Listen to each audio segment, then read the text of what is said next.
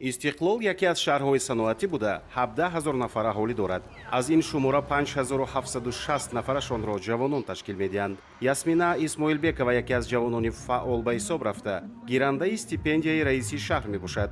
Ясмина имрӯз ҳамроҳи ҳамсолонаш ба чорабинии шаҳри рӯзи ҷавонони Тоҷикистон бо рӯҳияи идона омад. ман нақша дорам ки яъне мактаби худро бо баҳои хуб аъло хатм намуда ҳамчун духтур кору фаъолият намуда барои ватани худ хизмат намоям. баробари Ясмина Исмоилбекова имрӯз дар шаҳри Истиқлол 34 нафари дигар гирандагони стипендияи раиси шаҳр ва 2 нафар гирандагони стипендияи президентӣ таҳсил мекунанд.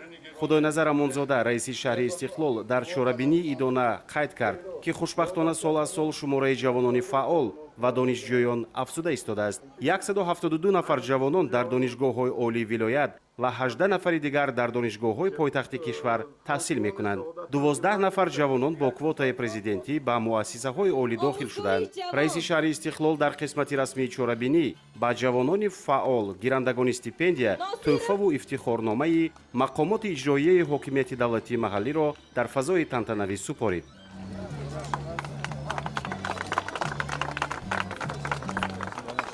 чихеле ки дар паёми навбатии хеш асосгузори сулҳу ваҳдати миллӣ пешвои миллат президенти ҷумҳурии Тоҷикистон Эмомалӣ Раҳмон зикр намуданд, мо ба ҷавонон эътимоди комил дорем. Дастгирии самимонаи онҳоро аз сиёсати пешгирифтаи давлату ҳукумат қадрдонӣ мекунем ва нақши арзишмандашонро дар ҳамаи ҷабҳаҳои ҳаёти кишвар эҳсос менамоем. вобаста ба ин гуфтаҳо дар шаҳри Истиқлол кушода шудани якчанд маҳфилҳои омӯзишии кӯтоҳмуддат ва майдончаҳои варзишӣ пешбинӣ шудааст.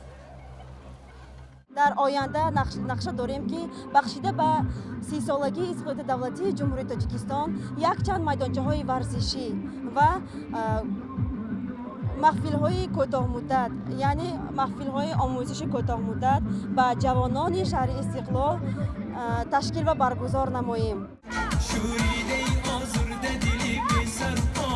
рӯзи ҷавонони Тоҷикистон дар шаҳри Истиқлол бо суруду таронаҳои дилангези ҳофизони эстрадаи вилоят боз ҳам ҷолибу хотирмон буд.